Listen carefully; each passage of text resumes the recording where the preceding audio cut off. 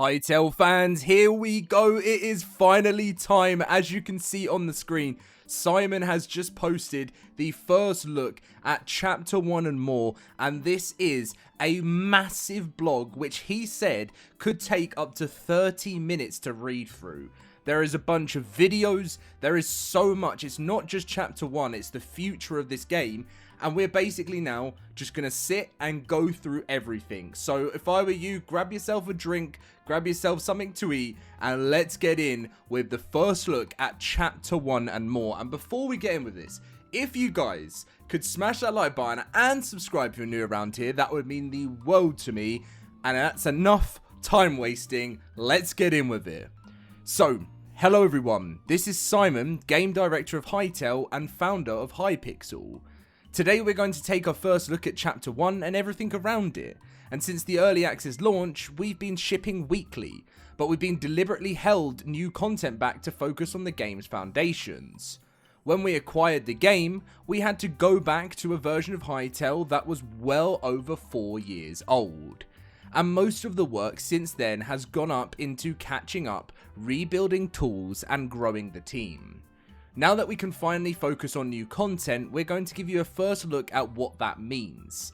The original plan was to keep each chapter hidden until a proper reveal, but given this project's history, asking everyone to wait in the dark again doesn't feel right. So for Chapter 1, we're going to show you some of the new content we've been working hard to deliver.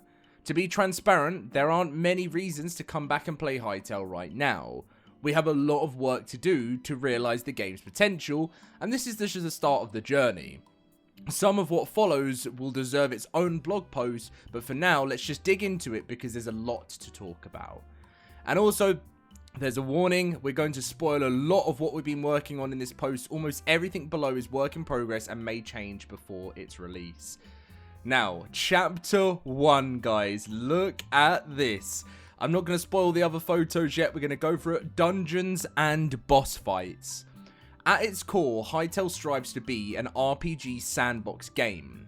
As we begin that journey, we're introducing our first handcrafted dungeon featuring the multi-phase boss fight showcased in the screen above. Very exciting. Look at this, this looks so cool, this dungeon. Oh, they've actually released the showcase teaser. Okay, we've got to watch this.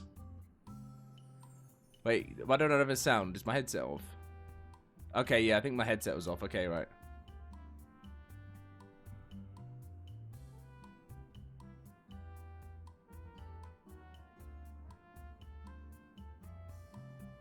It's kind of spooky.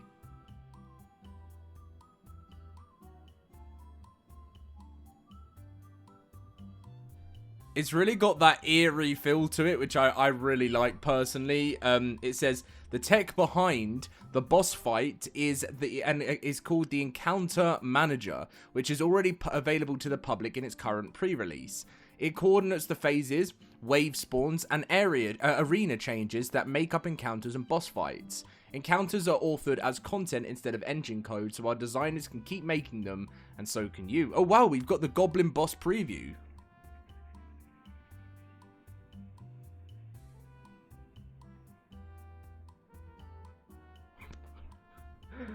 That, uh-oh.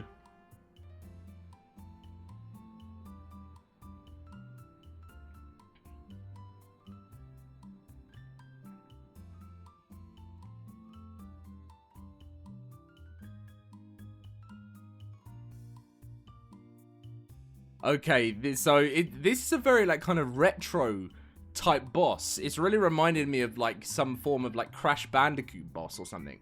With each dungeon and encounter we create, we expanded the toolbox available for the next one, allowing our team to iterate much faster. Faction update with the the Goblins are coming, they said. So for our first chapter, we decided to focus on a handful of NPCs and the Goblin faction. The features we are building line up well with what we've had in mind for them. Their tech is janky on purpose, and they're just a fun faction to start early access with, and here they are. Goblins will come in many shapes and sizes, with different roles and personalities. They hang out together, and even when they look disorganized, there's something going on under the chaos. Part of the fun is getting to know their personalities as you play. Feast Master Charge. Okay, okay. This is the Feastmaster charge? Okay, that looks pretty cool. Some of the goblins are classified as elites, with fights that will give you a little bit of a challenge. And for example, the Feastmaster calls in reinforcements mid-fight, and they can charge at you and cause a lot of damage to its surroundings. Not every goblin wants you dead though. Some are friendly, and some of them run a shop. You might even meet them. Goblin Breach. Wait, what? Oh! That's actually really cool. So can you go through that? Or is this just where the goblins come from? Oh, then they're even going to be attacking the skeletons too. So the goblins are literally going to be... they're not just going to be going after you, which I kind of like that. Once you answer the chapter's opening call and set things in motion at the Forgotten Temple, the new Goblin Breach world event can trigger from time to time, creating a temporary portal. It is somewhere in your world. Look around or open the world map to locate it, then step through it and you will appear in an unstable fragment of Orbis, a set of biomes taken over by the goblins along with a growing void presence. This is the Goblin World, our first look at the Goblin World, which we can actually teleport to a temporary spot. Very World of Warcraft vibes for me right here, and I know Simon said that's where a lot of it comes from, which I love. I love all that kind of stuff. That's really nice.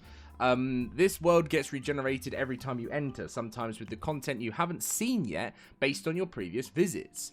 While you're inside, the void presses in and will eventually eject you back out to your world. Your goal will be to explore and find valuable loot and fight back against the pressure to stay as long as possible. Very cool. And then we've got some more pictures here, as you can see, which look fantastic. Look at that trap. Chapter 1 also adds world events and activities to the Goblin World. We're starting with a small set. Predators can track and trap, void assassins that hunt you down, treasure chests that spawn enemy waves when you go for the loot, puzzles that lock off places that you can't just dig into, and more. We'll grow that list over time and keep iterating each chapter and start typing these systems together. Wow. So your journey starts inside the Forgotten Temple, and going forward the temple will serve as a hub for your progression through the early access chapters, evolving as they're released, so make sure to check it out. Okay. That is very nice. And look at this. Again, very steampunky vibes this is. So Goblin Gadgets. It wouldn't be a Goblin update without Goblin Gadgets. Goblins are tinkerers, and their inventories end up in your hands. We've been working on rocket boots and mechanical hot shot, a hook shot, a glider, a mining drill, and a spyglass. So this is the rocket boots.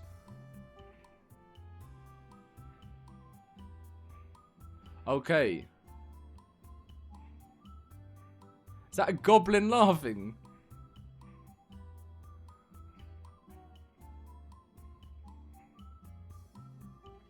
Okay. So it's kind of like a temporary boost, so it's not like it's a crazy rocket launcher. Look at this as well. That is so cool. So that is is that the hook shot? That looks like the mechanical hook shot. And then we have the goblin items, the glider, the spyglass, and the drill. I'm really excited for the drill. Boats, there we go. Okay, we'll get to that in a second, but I know you guys in the comments that you've been commenting boats for months on my videos. Goblin gear is scrappy, but that's part of the fun. We want most out of early access is fun, so when we think something is fun, we build it. And the goblins are perfect for this, because if it's not balanced yet, that's fine, and we're having fun first and tuning it later. The boats, guys, here we go. The first look at boats. Let's give it a watch. How are they going to move? Ooh. Actually looks like it really reacts well with the water. Oh, it's quite smooth, isn't it? And I like it as well because you can stay away from NPCs on the islands. I mean, yeah, the skeletons aren't even really coming for you when you're in your boat. They're just like, nah, okay, we're just going to let this guy swim past us. There's nothing we can do. Okay. That is super cool. I really like this design. Really, really do. So, and they say, and while we're at it, boats. This has nothing to do with goblins, but recent upgrades to our movement systems have made a basic boat easier to add. So we're going for it. Note it's currently missing VFX, animations in the video above, and more proper boat mechanics will come later down the line. Boats. And then we have carryable objects. So we've got exploding barrels. Let's give it a watch. Press R to carry. Oh, cool. Right, so we're introducing the ability to carry certain blocks and objects as a game mechanic. You'll be able to pick up and haul things like chests, explosive barrels, and eventually much more. And this will let us add carry-only items and resources that are too big or too heavy to fit in your regular inventory. Transporting them or getting them home may become its own little adventure, and later on we also want to add the carry mechanic to be compatible with a downed combat state. If a friend is down, you'll be able to pick them up with the same interaction and get them out of trouble. That'll be later down the line, not chapter 1, but we hope to establish carrying as a game mechanic early to set the precedent. Okay, that's pretty good. And then abilities and runes.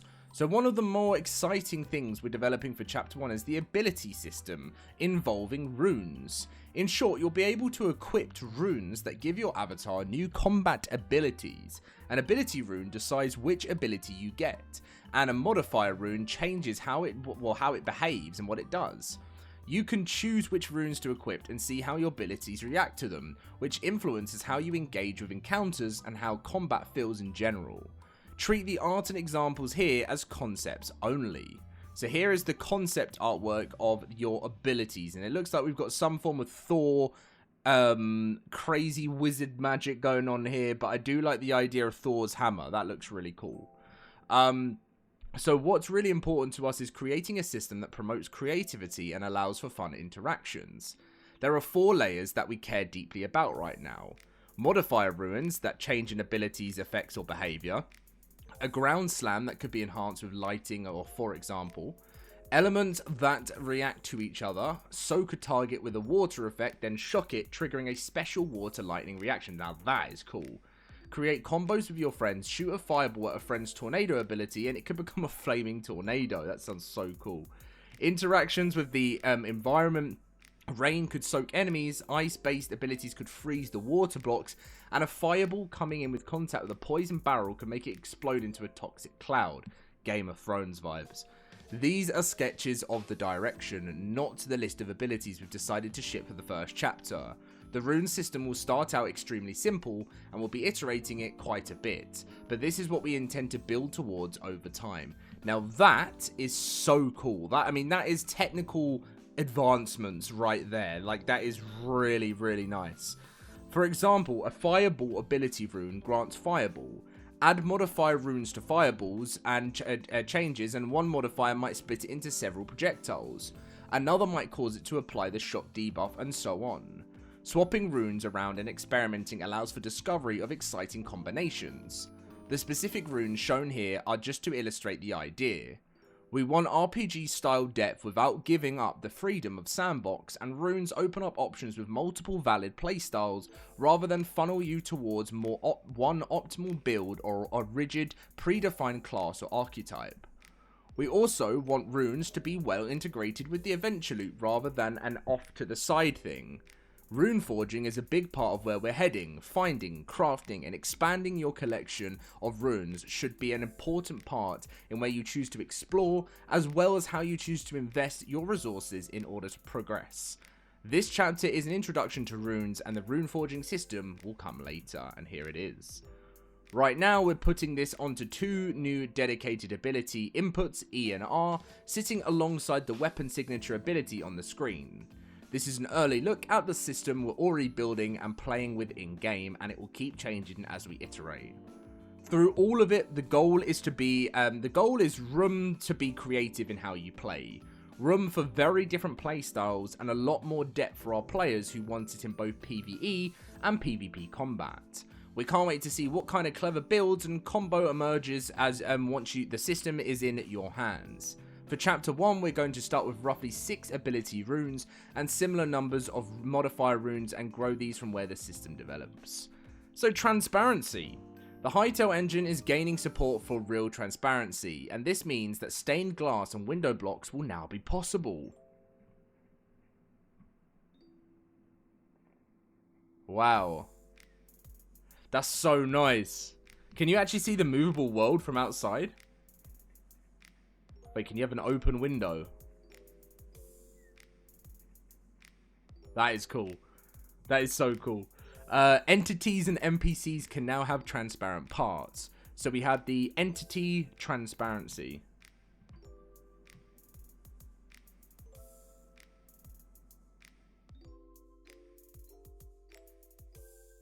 So is this kind of like how it's moving around? I'm wondering if this is I'm wondering if this affects how it can hit you. That's pretty cool. They have transparent parts. Completely new AI. AI, that wouldn't be good. UI, that is, so chapter name, only the bold should drop into the unstable void gateway. Oh, so they put it into separate chapters here and with rewards. Okay, that looks insanely cool. A goblin breach has opened will pop up on your screen. Item name. Oh, here we go. So this is where they're going to show how, like, more in depth into things about items. This is like the itemization they were saying, wasn't it? So we're reworking a lot of Hytale's UI, but not all at once. We plan to roll out UI changes and reworks over the next few chapters, with updates between them. Above is some of Chapter 1 UI we're working on. Our goal is to make the chapter screen feel like a roadmap for your progress through early access. You'll finish objectives as you play the game, and working towards the completion of the chapters, you'll unlock cosmetics as rewards. You'll also spot new item tooltip designs with better readability and styling. Don't read too much into the stats, these are just placeholders, and we're not planning any enhancements for Chapter 1, for example. So this is it, the monsters, you've got the golems, you've got the goblins here, the creature names, and basically you got your memories. It's storing data about how your playthrough is going and about your profile, which is very cool. The new memories UI and player profile cards will be further out than Chapter 1, so consider these designed previews. Very cool idea though. So cosmetics and extras. So we got some very cool new cosmetics and extras come into the game, bringing that kind of role play aspect alive a lot more, kind of giving you the option to be able to kind of be who you want to be in the game, be able to kind of dress up the way you want to dress up, and a lot more custom. He looks like a cool dude, doesn't he? But anyway, so we'll be releasing a lot of new cosmetics that have been in the works over the past few months, and including the Goblin cosmetics you'll unlock by completing the chapter. So we have new cosmetic particles. Okay, let's give this a watch. Wow, and that's coming off people's, that's like is that going to be like just, yeah, it's a cosmetic design. So as the game goes on more, there's going to be some really cool cosmetics that's going to be coming out as well, which is where we're going to be able to help fund the game later down the line. Is yes, I know people, I personally have no problem with skins. I think this is like, skins like the perfect way, because it keeps out any kind of pay to win elements, and I think skins are really cool, like the way you can design your characters and things, and again you can support without that fear of, you know, pay to win ruining PvP experiences. We're also improving the player model by adding more detailed hand and eyelash options in the avatar creator. We'll keep listening to your feedback to add more customization and cosmetics as we go through the chapters. Look at the hand there. I mean, this is like looking like real life all of a sudden.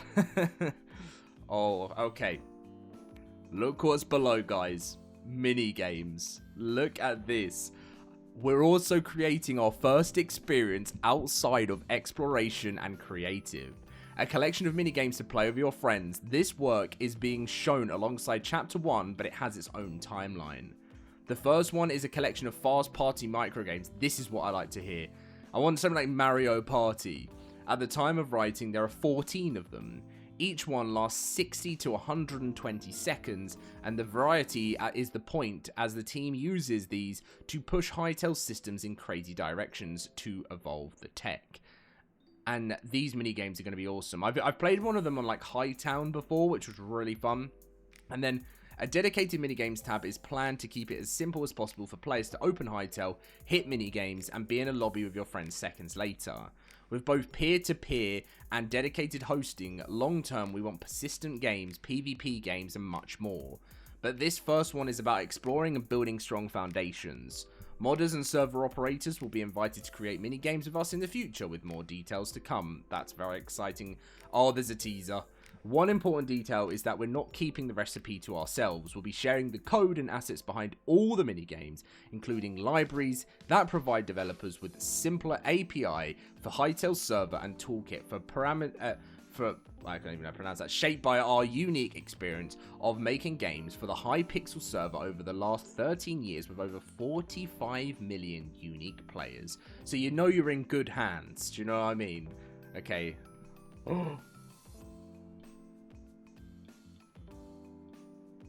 Okay, I'm getting like Mario vibes, Nintendo vibes here. I shouldn't say Nintendo, otherwise they'll probably come after it. This is a cool one. I love minigames. I feel like there's nothing better than being able to just hop in when you've not got that much time and just enjoy some minigames. Oh, the lava's coming up.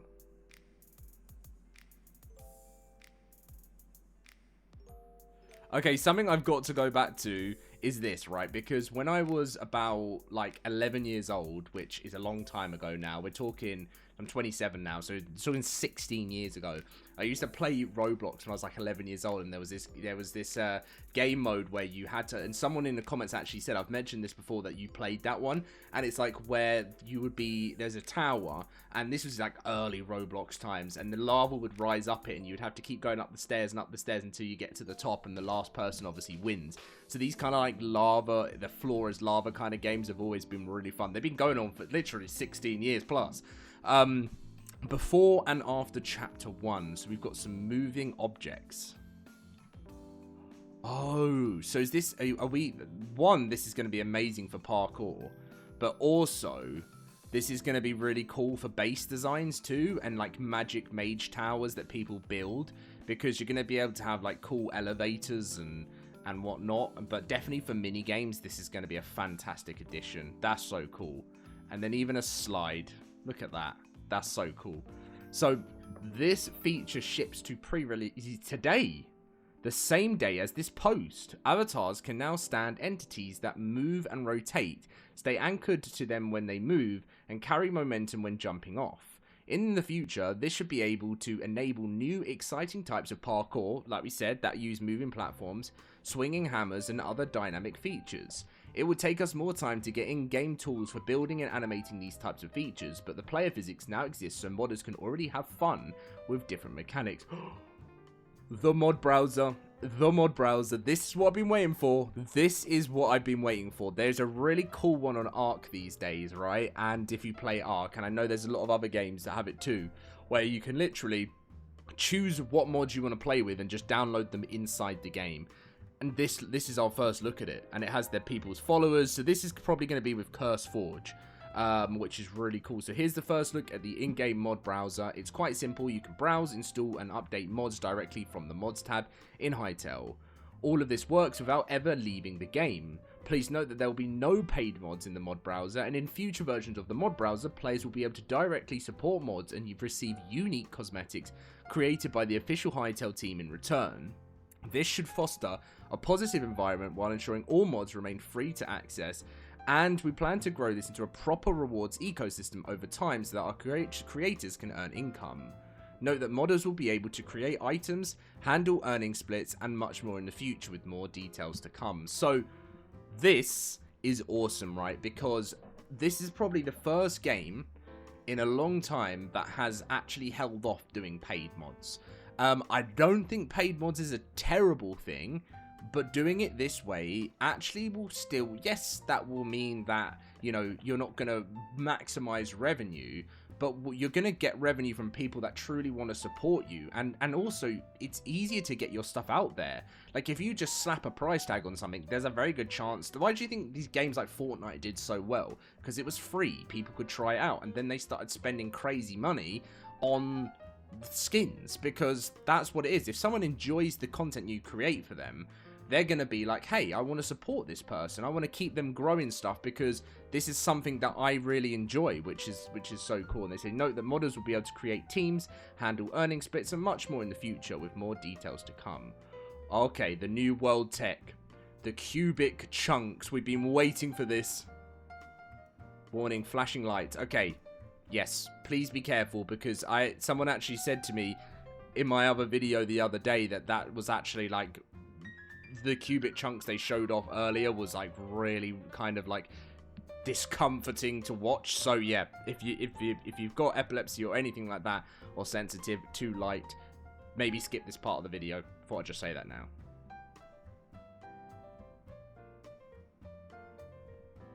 Hopefully this doesn't hurt my eyes. Okay, it does actually hurt my eyes a bit.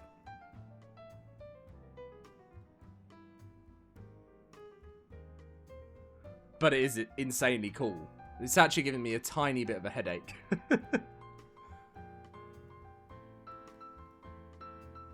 So, basically Hytale's going to become infinite with the cubic chunks. They're going to have some information to this for anyone confused. So, up until this point, Hytale's worlds have been generated and loaded in columns that reach the bottom of the top of the world. Recently, we've been working on renovating the engine to fully support 3D format that instead loads the world in cubic chunks around players.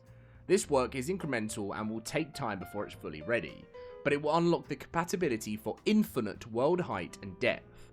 We've already begun rolling out the early stages of tech in pre-releases, and we're working towards supporting world gen and many other core features in cubic worlds. For designs reasons, we probably won't use the infinite height for exploration mode, but minigames and servers will make good use of it. Having cubic worlds as a tool will enable servers to explore many concepts such as 3D space exploration or worlds with endless caves. Using the new tech, we're excited for the impact that cubic worlds will have in the long run, and we can't wait for the community to cook up with what they can do with the cubic chunks.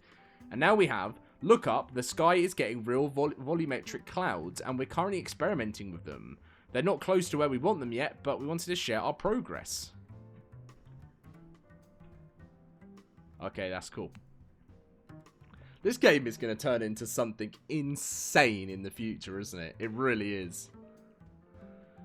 It's going to feel so real, and the design progress. I'm definitely going to do a comparison video in the future when it comes to it. Like, this is just amazing. It really is. It looks so peaceful as well. Okay. Now, this is an important one. I've not read any of this yet, but I did, when I first loaded up, scroll down the page and I saw World Generation. I was like, okay, please be some good news. So underneath that, we're continuing to develop World Gen V2, and we now have the groundwork for the graph-based generation. The plan for this is the system to first unlock far more advanced immersive procedural caves, and then we'll expand it with dedicated features to support procedural dungeons. That's so cool. Coherent villages and cities, rivers, roads, and much more. Wow. This is much bigger than the Goblin chapter. The initial version of the graph system is still being finalized, but we're already using it internally, and creators can experiment with the features early in pre-release. We've doubled the size of the level design team working on World Gen, and we plan to continue expanding it. As a team, we're currently fully redesigning the world with World Gen V2, and we look forward to sharing more of that process in the future. But now here are some sneak previews of what we've been working on. Okay, we're gonna get some beautiful... I want to see some more Avatar Pandora vibes. I mean... Okay, we've skipped past something there, but yes, this is my favorite one. I think that looks absolutely amazing. Very cool. Oh, and this one looks nice too, I have to say. Living creatures. So we're updating animal models, textures, and animations. The goal is to bring them closer to the more iconic Hytale art style that highlights emotion, balance, readable silhouettes, and visual impact. Below you can see some new cute animations of the pigs and boars, which will be coming in the future. The animals that inhabit in the world, both small and large, are also being studied. Birds are the first group we're pushing further. They sleep in nests, fly and land on as a flock, take off when you get close, and drop seeds. Owls and other birds of prey can swoop down and hunt smaller creatures, and here is a sneak peek. So they kind of get a bit scared of you. I want to see something swoop down though. That would be really cool, but I don't think they're going to show that, are they? No, that would have been really cool. Foxes are also getting some love. While we're still maturing the design for livestock and pets, work has already begun on new behaviours, and they can follow you on adventures, stalk prey, and sleep beside campfires, and play with their owners. So this is the NPC fox behaviour that is being worked on. So you can actually basically have like your own kind of pets in the game, which is really cool. Very cozy, but I'd like some walls up. So beyond wildlife, we started updating the Quebecs with new behaviours as well. The playful seedlings might follow you around, while saplings act as dutiful guardians of their community that nurture the fauna and flora of the Emerald Wilds. All factions, including the Quebecs, will be reworked in future chapters, but we're already laying the groundwork, making every living creature unique in their own way. Oh, so they're going to start to, like... Ah, that's cool. So actually NPCs are going to have a lot of, like... They're actually going to have their own brain, in a way.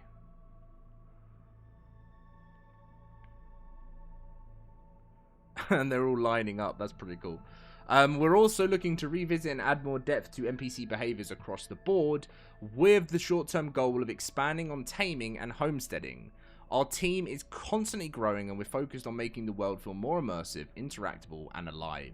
Look at this. Say hello to our little goat, one of the first animals to get a model update, and he's quite happy to be here. Okay. This is another big one. It just seems to get bigger and bigger as time goes on. The crafting rework. So while everything else has been happening, we've also been reworking Hytale's core crafting mechanics and how that ties into player progression. We've really tore into the problems with the current crafting system that led to some significant changes, such as reducing the number of benches used for crafting and shifting more of that work into world activities like wood chopping and metalworking. We also wanted to make the crafting areas themselves evolve and expand over time, reflecting the kinds of adventures players want to go on and the choices they make, so each space feels like their own. We're having lots of fun with the prototypes and involving the community playtesters to ensure and help that the new direction appeals to all kinds of players. Let's learn. I want to learn.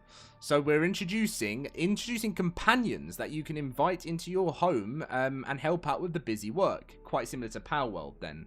You'll need to invest a few resources into making them feel comfortable first, but afterwards they'll be able to help out with the whole range of tasks so you can focus on the important things. We want you to feel that you can build a village with your companions, a place that feels alive and lived in. Each companion will have their own traits and quirks, and some will be better suited to certain tasks than others. They'll carry out work on their own schedules and routines, helping your home grow over time. That cozy homestead side of Hytale is very important to us, and we'll be getting lots of updates in the future. So that's actually really awesome news. So very similar, so that they're going to be able to, like, you're going to make them happy, help them out, and then they'll actually help you in your base, which is amazing. So, however, we're not quite ready to show it just off yet. This is great English from me. It deserves its own blog post at some point, because while the prototype is working well, the final product needs a lot of work to bring it together and make it presentable. It needs VFX, animations, models, and a lot of tech and work, but that is all planned for Chapter 2 if all goes well. So we've got some more Machinima stuff going on. Machinima tools. Let's give this a watch.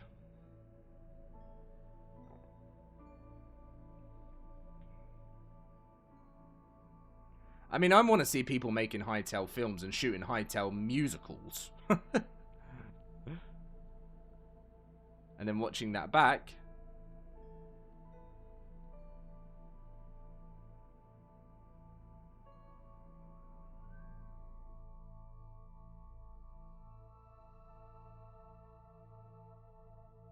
Okay. Right. Ah, there you go. Look, very cool. So yeah, people are basically going to be able to literally create films with this. So Machinima is our tool that enables players to create in-game animations. We've been hard at work at rewriting and expanding it for new compatibilities. In the clip above, you can see the work in progress new tool in action. Among the new features is the ability to record gameplay to create replays that can be edited just like any other Machinima scene. You can scrub through hours of recorded content to find the right moments you want to share. Scenes can also be composed together and played back at any time to specific players. All of this is built with multiplayer in mind, so multiple avatars will be collaboratively edited at the same scene together. Creators will be able to use these features to create time-lapses of their gameplay and cinematic let's plays or animations that drive anything from boss fight cutscenes to moving platforms. We record our showcase videos and plan on creating in-game cutscenes using the Machinima tools that we'll hand to you, so every one of these improvements will help both us and the community creators. So as promised, we're reworking almost all our tools, including the Hytale Asset Editor. We're in the process of moving the whole editor UI onto the Gnosis UI framework as the new game interface with a dockable asset browser and new properties panels with better inheritance support. So this is the updated asset editor that you will see for Hytale. So you can create some really awesome stuff with a bunch of new features. And you could probably make some really cool stuff. I want someone to make the Master Chief. Very cool. So yeah, if you this is fantastic for creators. Really fantastic for creators. Spectator and hardcore mode. So we're also adding a spectator mode in preparation for co-op boss fights and minigames. If you die while your friends are still going, you keep watching instead of being pulled out of it, swap between players to find the action, or set the camera free and fly around the scene yourself. Spectator mode is built the way the rest of the game is, as a standard moddable game mode instead of every server hand-rolling its own version. Servers and mods can reshape it however they want, rebind the camera controls, and change what Spectator is allowed to do. Even make one that is still that can still affect the world. A minigame server could drop eliminated players straight into spectating without writing a single line of camera code. To show spectating off properly, we're introducing hardcore. If you're looking for more of a challenge, you'll be able to create worlds with hardcore enabled. Whether you're playing solo, hosting co-op, or running a dedicated server, death is permanent. You drop everything you were carrying and you spend the rest of that world as a spectator, still in the run with your friends. Okay, I like that. I love hardcore mode. It really does. It's something I've loved in Minecraft for years. So the first version is pure permadeath, with no changes to difficulty yet. Later we're planning on adding hardcore challenge modes to grow the idea further. I really like that. Okay, so spatial music. So blocks in the world are now able to emit music. This works with our existing audio occlusion features, meaning this music will fade as you walk away and sound muffled behind walls. We don't have any content yet using this technology, but it opens the door to many future features and stuff when it comes to music.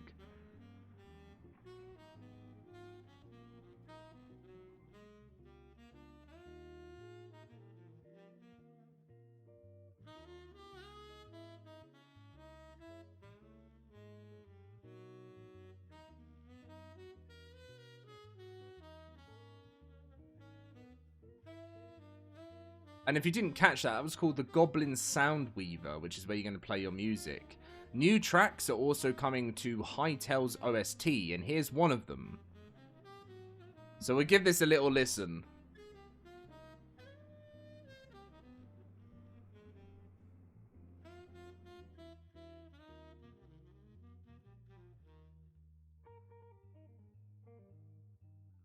Gaia's Lullaby.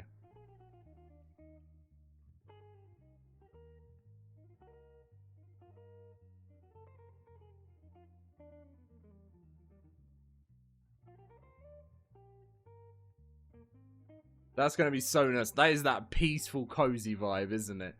Oh, they've given us a release timeline for things. So what's next? And that's the tour. 20 plus videos, 40 plus images, and over 4,000 words. This is the biggest blog post in Hytale's history, and it isn't even everything we've got in the works. The rest will be yours to discover in-game. The first chapter is the hardest to deliver, as we're reworking the foundations and creating many new tools along the way. But it's all paying off for the first chapters to come. And here's our rough estimate for release dates, and we'll provide a precise date for chapter 1 as we get closer to release. So chapter 1 is planned to release within the next 2 to 3 months, so still a while on that. Spectator and Hardcore is planned to come in update 6 in 2 to 3 weeks. The mod browser is planned to come in 2 to 3 weeks. Moving platforms is planning on coming in 2 to 3. I thought they said that was released today. I don't know. Real Transparency, scheduled for Chapter 1, but might land with the tech and content before. Minigames are going to be within the next 2 to 3 months, okay. New server-side custom base on Gnosis GUI within the next 1 to 2 months. Carryable objects within the next 2 to 3 months, but tech might get shipped before. Cubic chunks, this tech is getting implemented on a weekly basis, already in pre-release schedule for update 6, but actual content will take a bit more time.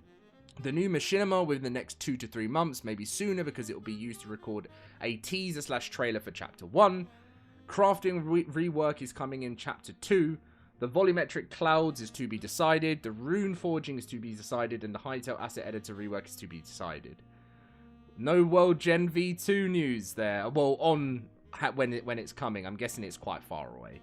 Thank you for your support. The feedback and patience has carried us here, and the team is heading back to work on the plan you just read. I hope you enjoyed the tour from the entire Hytale team. Thank you, Hytale lives. Very, very cool. That was absolutely everything, and in the comment section down below, guys, I want you to give me what you think is your favorite thing about this entire update, what you're most excited about, and yeah, your thoughts on this, because this is super exciting. Thank you very much for watching, guys. I will catch you in my next video, which is tomorrow. Whew, that was a big one.